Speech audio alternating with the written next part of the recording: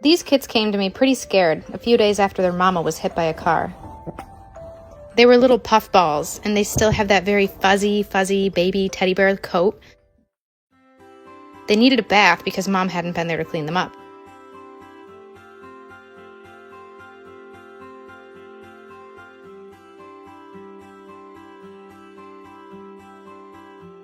The first few days that the foxes were here, they were still pretty nervous.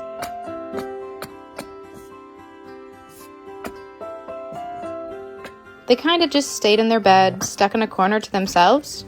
90% of their day was probably spent curled up in a giant ball amongst each other. Eventually they adjusted a bit better, needing more space to explore and play.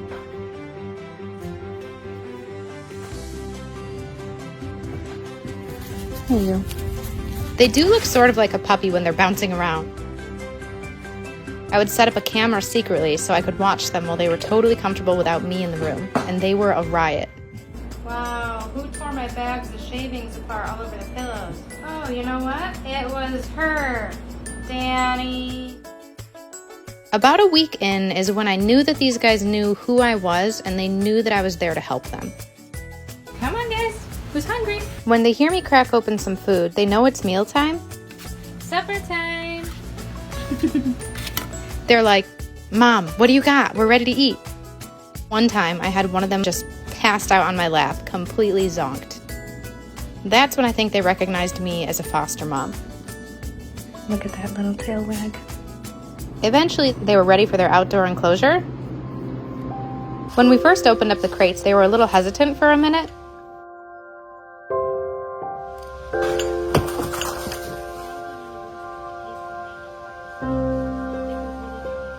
Then, within minutes, they were so excited.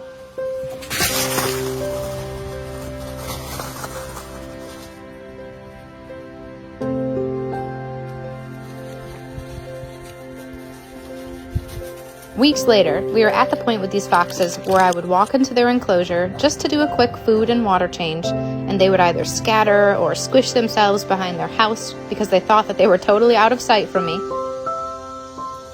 That's when soft release comes into the picture.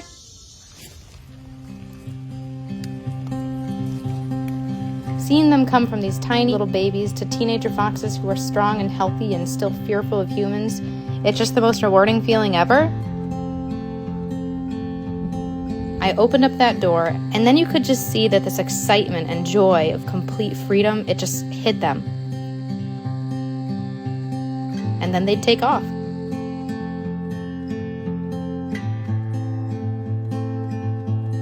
Soft releases are very emotional for me, but the best part of a soft release is that we leave the enclosure door open and we provide food, water, and shelter for a few weeks so that we can give them a little bit of an extra helping hand.